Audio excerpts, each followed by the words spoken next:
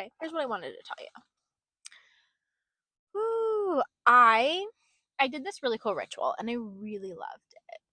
I loved it. And it was very good for me because if you're into human design, I'm a manifester. So, like, finishing shit has been very hard, but I did it. I did the full 40 days. It was a physical practice with like tasks. I did not complete all the tasks. I have had a lot of health issues though. So, like, I went into it knowing like I would be making meaningful modifications, but like I'm holding myself to it and I'm still completing stuff.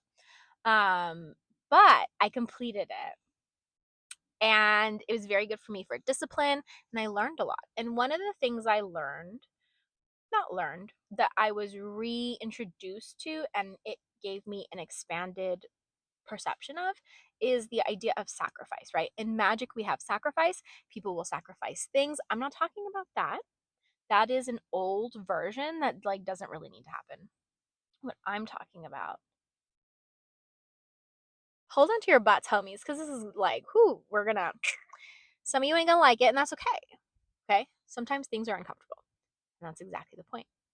Is that sometimes we have to sacrifice the comfort, the parts of ourself that seek comfort to our detriment. I'm not saying you can't have a good time and like snuggle up and be cozy comfort. No, no, no, no, no. What I'm saying is there are parts of ourselves, there are behaviors, there are areas of our life where we seek comfort and it is hurting us. It's the death card, it's the tower card.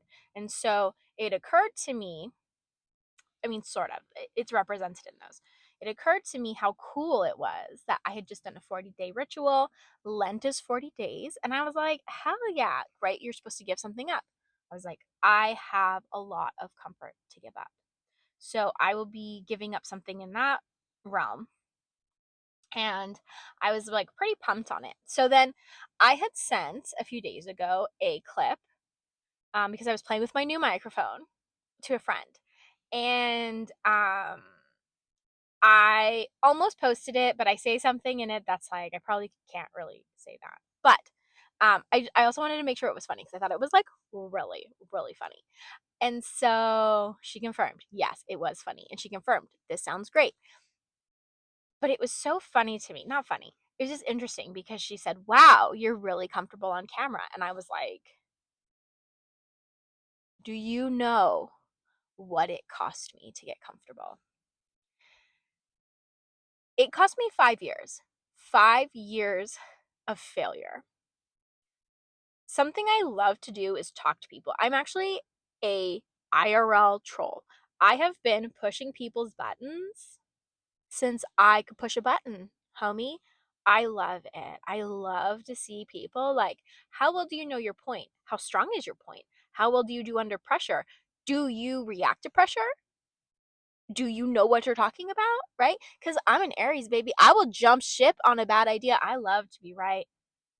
But I am not married to ideas. I will jump and hop. I will just like a goat. I will hop up this hill on all these rocks because I like to be right.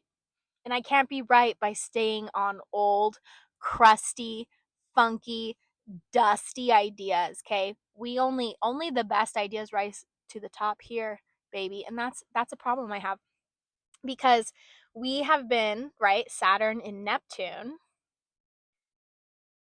Sorry.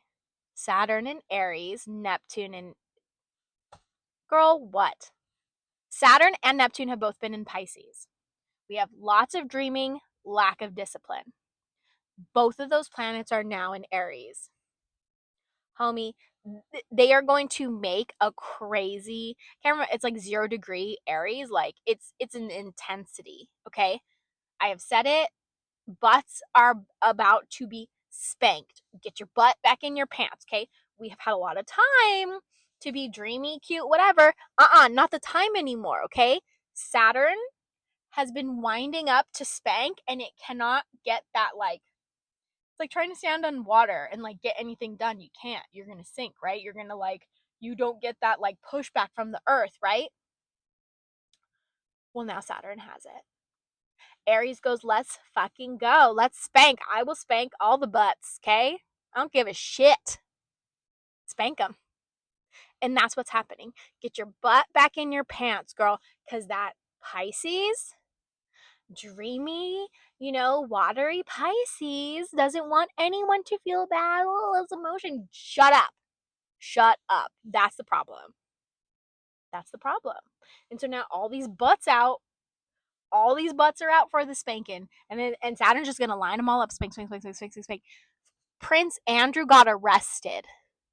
Do you understand? Okay. So back to, sorry, that was the tangent. But it cost me 5 years. 5 years of wanting so badly to talk to people and talk about my ideas and talk about crazy things and push buttons. I was just recording and recording and recording.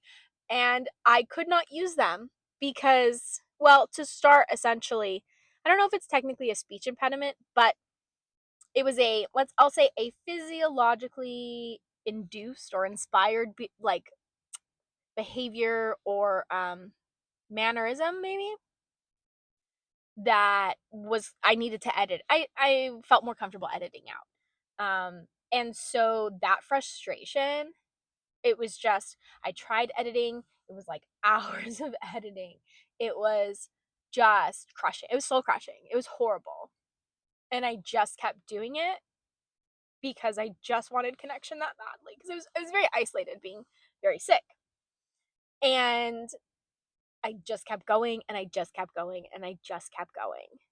And I just kept going. Even when it hurt, even when it made me sad, even when I felt like I wasted hours, hours recording, hours editing. I'm a Chiona. I don't know what. Don't get uncomfortable with my tears. I'm perfectly fine with them. That's a you problem, not a me problem.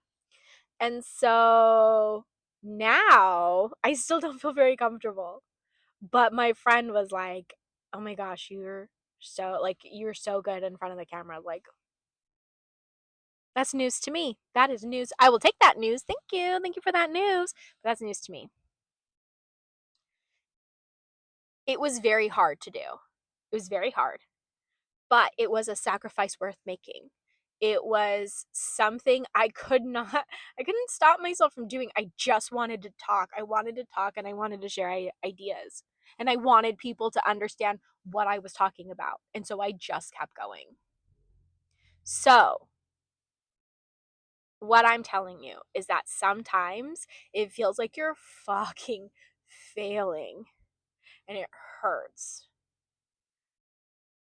But what are you after? What are you going for? Because for me, I couldn't stop. I just couldn't stop. And it took 5 years. And I still got a ways to go, but I do feel better about it. So look at your life. Where do you feel like you're failing? Do you just keep going or do you because here's the thing. I know I know what this is. It's a very cliche, right? But you don't fail until you stop. When you give up, you have failed. And sometimes it takes 5 years. And everything in your life is failing at the same time. And so it feels like shit. It trust me, it feels horrible. But one day you don't fail. You fail a little bit less and a little bit less. And you don't notice because you've been failing, so it feels it's about the same amount of fail. If you just keep going, one day you won't be failing. And someone will tell you, wow, you're actually good at that. So just keep failing.